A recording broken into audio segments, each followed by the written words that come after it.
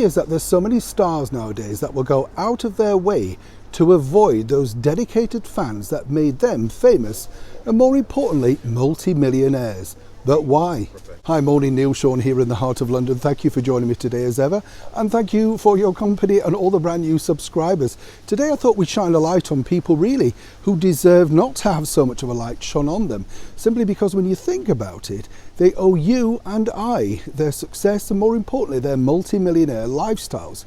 Let me tell you about something that happened here in London over the weekend.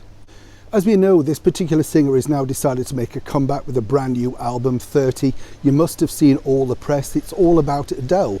And last night at the world famous London Palladium in the heart of London, she decided to record a TV special for ITV, a very woke channel, as I often tell you here on the show.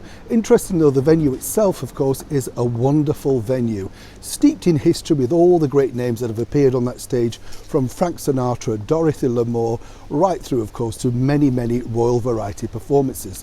What's interesting though, I do find, is that Adele chose this particular venue because she said, as a Tottenham girl, that is North London by the way, she wanted to come home to London to record this particular show. Now, it's called An Audience With.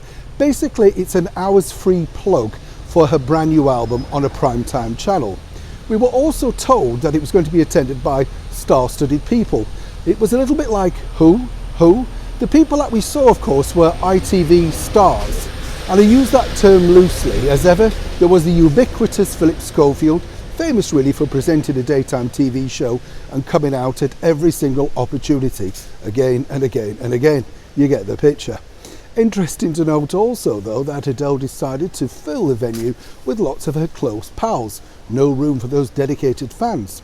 And as you can see from these pictures outside, this was the most sickening part for me.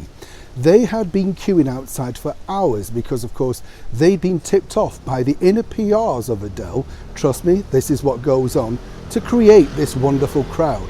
They all were hoping for a glimpse, a picture, maybe even an hello, get the plug, from the superstar singer. But what's interesting is she decided to circle the venue and decide which particular door that she would go into. Now, I find this personally really rude because, after all, these are dedicated fans who you rely on in this very much social media age. Of course, she's not alone when you think about it, because we recently had the superstar singer in America, Bette Midler, criticising the then First Lady Melania Trump openly on social media, trolling, you might say. We also had Barbra Streisand with her anti-Trump song. I mean, we just want these people to entertain us. But why is it superstars like Adele cannot be bothered to even come out for 5 minutes and wave or indeed sign 1 or 2 autographs? After all, they were so desperate at the beginning of their careers, and trust me, I should know, I was there, I met her. It's interesting, isn't it? Because once, of course, they decide to leave the country that made them famous, and more importantly, of course, slim down, they seemingly then have no need for the dedicated fans that have enabled their multi-millionaire lifestyle. And as I told you on a previous blog, I have met Adele, and of course I saw firsthand how she and her team refused to sign even autographs for crew members working on a TV show that day. So I do have first-hand knowledge of exactly how this particular superstar singer operates. Let me know as ever what you think to stars ignoring their fans in the comments and likes and dislikes below.